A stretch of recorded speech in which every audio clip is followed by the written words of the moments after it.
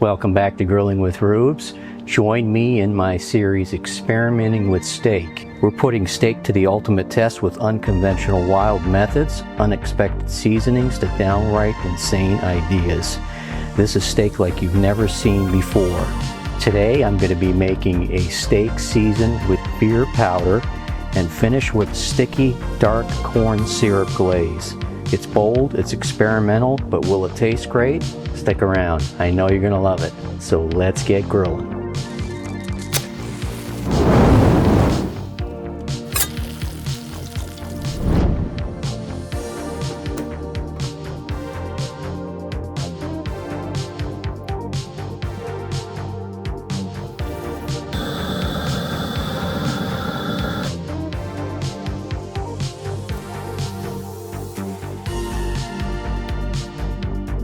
Alright, so we're going to start off with our beer powder rub. Here is our beer powder. I ordered this off of Amazon. Basically, it's dehydrated beer, malted barley, hops, yeast. It's going to add a malty depth to enhance the flavor of the steak. Alright, so we need about 2 tablespoons. Tablespoon of smoked paprika, teaspoon of garlic powder, and a teaspoon of onion powder. Now this is optional here. This is just about a 1/4 teaspoon of cayenne pepper. You want a little bit of spicy kick, salt, and then about a 1/4 teaspoon of pepper.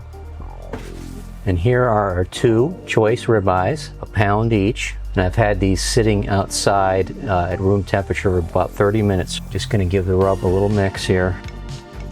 Now you can also use whatever cut of steak you prefer. If you want to use a New York strip, a filet, porterhouse by all means.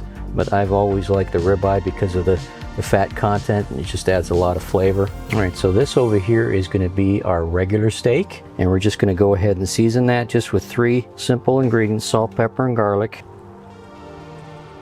And you can use quite a bit of salt. This definitely is a thick cut. Then mixed in with our pepper, and I've got some granulated garlic. Just pat those ingredients in a little bit. Do the other side also. And then season the sides. Okay, and I forgot the avocado oil. A little dab of that on there. Okay, and then on to our experiment steak. We've got our avocado oil, not too much. Beer powder rub. You can already feel, wow, very powdery.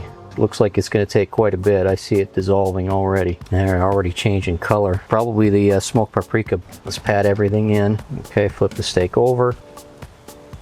And of course, we're going to have that dark corn syrup glaze at the end for a finish. We've got some sweet and savory flavors. Stay tuned. The best part's coming up. Make sure everything gets into that steak. Pat that in. Let's get it into the sides also. So there we go.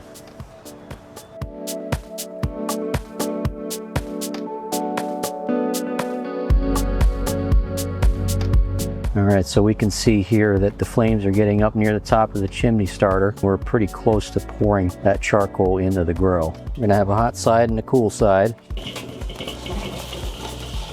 I absolutely love this charcoal. I'm using the Jealous Devil Max XL charcoal briquettes. I'll tell you, from the last cook, these are definitely a lot hotter than average briquettes. And next up, I'm going to put the grill grate in. Crisco Grill Master. The spray works on the grill grate, get it nice and oily.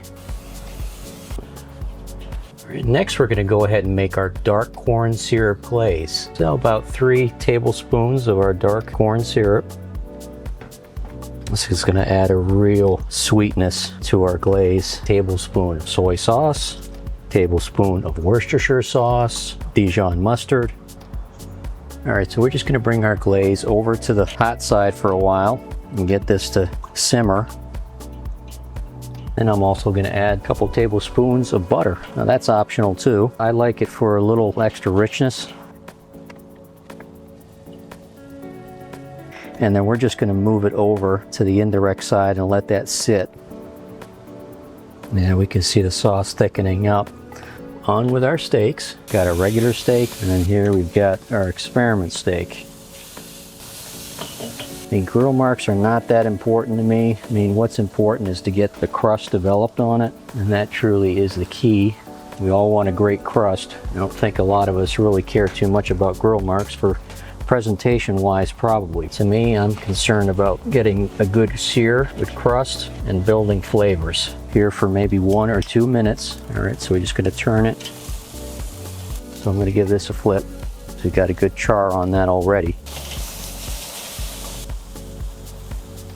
Now if it flares up a little too much, then move it off to the indirect side for a little bit. But keep an eye on it, don't leave them alone. I'm a firm believer that flipping it more often is going to get the best crust. Now the dark corn syrup glaze is going to go on probably the last few minutes of grilling.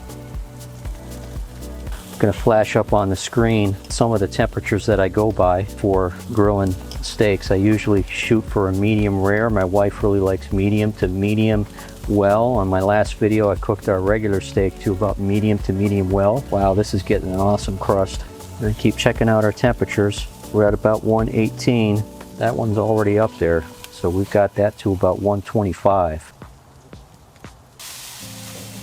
Brush on some of this glaze.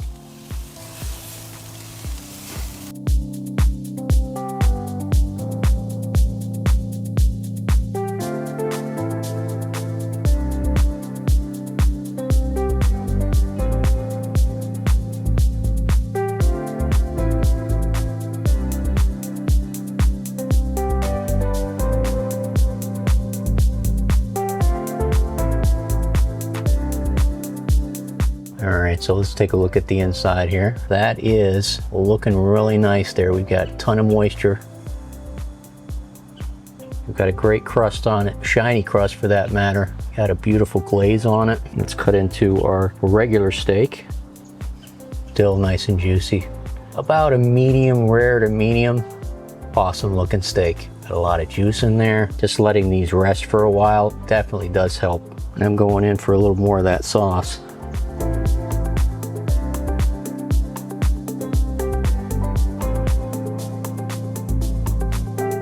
All right, so it's my favorite time of the grill. Let's go in for a taste test. A regular steak. Oh, super juicy. It's great flavors, basic seasoning. If you like your steaks this way, perfectly fine. I'll eat it any day. It's a build up. And next up is our experiment steak. Oh, just getting some rich smells. Oh. Wow. Really is a good balance of flavors. Not overly sweet. I'm gonna get some more of that sauce. A little more of the glaze on it. Oh, balsamic glaze. Oh, just perfect balance of savory and sweet. I am cutting another piece. I'm being a little bit greedy here. Sauce, glaze, however you want to call it. One more time yet again. Whoa, the malt flavor, I'm getting that. On that crust, you can taste that. The beer powder rub has definitely done its job. And then right in with a little sweetness. That has leveled up that steak tremendously. I definitely would recommend that you try that beer powder rub along with that dark corn syrup glaze. The two flavors together made an outstanding crust and produced an incredible flavor. And stay tuned to my next video where I combine fermented black garlic, turn it into a paste with an espresso rub seasoning. Thanks for watching, I appreciate it. Don't forget to like and subscribe. And if there's anything that you'd like me to make, please post it in the comments below. See you next time.